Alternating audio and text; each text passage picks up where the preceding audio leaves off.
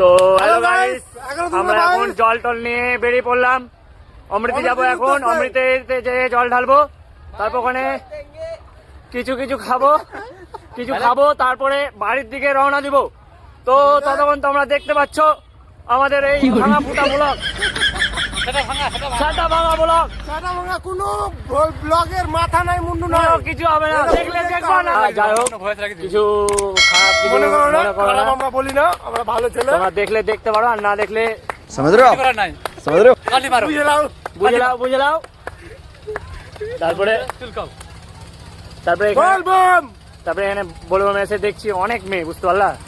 তো কি বলবো, আর মেয়েগুলা দেখে আমার বন্ধু ওই কনক একটা মেয়ে দেখলো, ঠিক আছে, তো কথা বলতে গেল, বলছে হবে না, মজা নেই आ रहा है।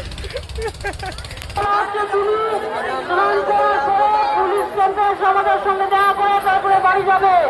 আদরি মালদার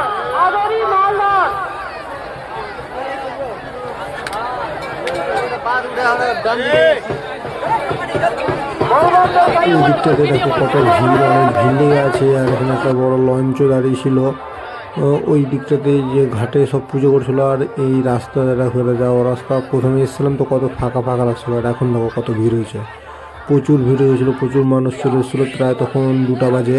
দেখো পুরো রাস্তাটাতে দেখো শুধু মানুষের মাথায় দাঁড়ানো হচ্ছে।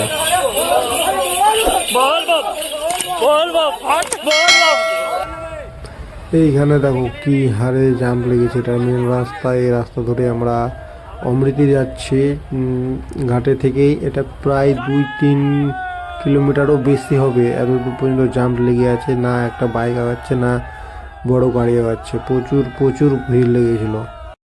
এখানে দেখো একটা নাচ হচ্ছিল, সবাই নাচছিল, বক্স বাজছিল, তো নাচছিল। তো আমরা এখানে ছিলাম না তখন, আমরা শর্টকাট নিয়ে নিয়েছিলাম, মেন রাস্তা থেকে নিচের দিকে নেমে গেছিলাম।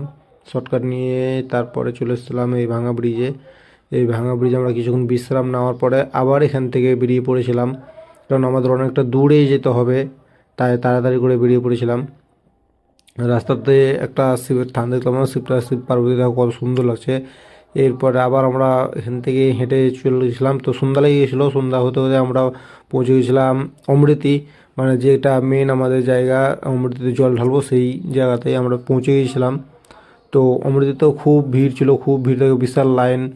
দেখো এখান ওই মন্দিরটায় জল ঢালবো, আর এই পর্যন্ত দেখো এই ওই যে সামনে লাইন, জল ঢালার লাইন দেখো, জল ঢালার লাইন,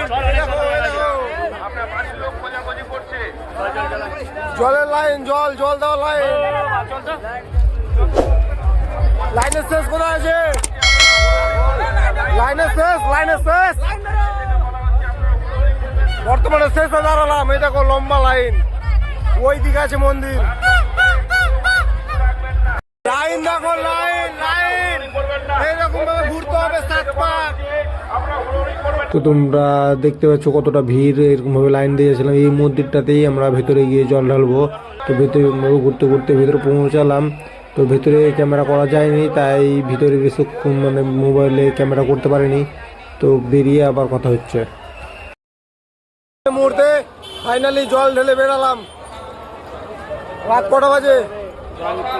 7টা বাজে। আর এখন আমরা জল ঢেলে বেরালাম।